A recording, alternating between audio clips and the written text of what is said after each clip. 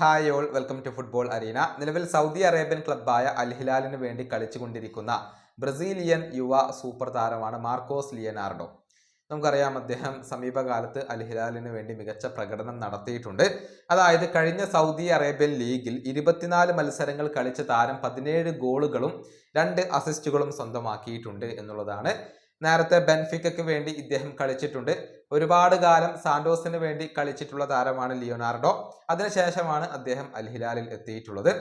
എന്നാൽ ഇപ്പോൾ അൽ ഹിലാലിന്റെ പ്ലാനുകളിൽ അദ്ദേഹമില്ല. മാത്രമല്ല, ബ്രസീലിലേക്ക് തന്നെ മടങ്ങിയെത്താൻ ഇപ്പോൾ ഈ താരം ആഗ്രഹിക്കുന്നുണ്ട്. അതായത് അടുത്ത വർഷം വേൾഡ് കപ്പ് നടക്കുന്നുണ്ട്. ആ വേൾഡ് കപ്പിലേക്കുള്ള ബ്രസീലിന്റെ സ്ക്വാഡിൽ ഇടം നേടുക എന്നുള്ളതാണ് ഇദ്ദേഹത്തിന്റെ ലക്ഷ്യം. അൽ ഹിലാലിൽ മികച്ച പ്രകടനം നടത്തിയിട്ടും ബ്രസീലിയൻ ദേശീയ ടീം ഇപ്പോൾ അദ്ദേഹത്തെ പരിഗണിക്കുന്നില്ല. അതേസമയം കാർലോ ആഞ്ചലോട്ടിയുടെ സംഘം ബ്രസീലിയൻ ലീഗിൽ കളിക്കുന്ന താരങ്ങൾക്ക് കൂടുതൽ പരിഗണന നൽകുന്നുണ്ട്. അതുകൊണ്ടാണ് മാർക്കോസ് ഇപ്പോൾ ബ്രസീലിയൻ ലീഗിലേക്ക് തന്നെ തിരിച്ചെത്താൻ തീരുമാനിച്ചിട്ടുള്ളത്. സാവോ പോളോ ഇദ്ദേഹത്തെ സ്വന്തമാക്കുന്നതിന്റെ തൊട്ടരികിലാണ് ഉള്ളത് എന്ന കാര്യം ബ്രസീലിയൻ മാധ്യമങ്ങൾ റിപ്പോർട്ട് ചെയ്തിട്ടുണ്ട്. ലോൺ അടിസ്ഥാനത്തിലാണ് സാവോ പോളോ ഈ ഒരു താരത്തെ സ്വന്തമാക്കുക. അതായത് ഡിസംബർ വരെയുള്ള ഒരു ചെറിയ ലോൺ കാലാവധിയിലാണ് അദ്ദേഹം ബ്രസീലിയൻ ലീഗിലേക്ക് മടങ്ങിയെത്തുക. അതിനുശേഷം ഒരുപക്ഷെ അവിടെ തന്നെ സ്ഥിരമായി തുടരാനുള്ള ശ്രമങ്ങളൊക്കെ ഈ ബ്രസീലിയൻ താരം നടത്തിയേക്കും എന്നുള്ളതാണ്.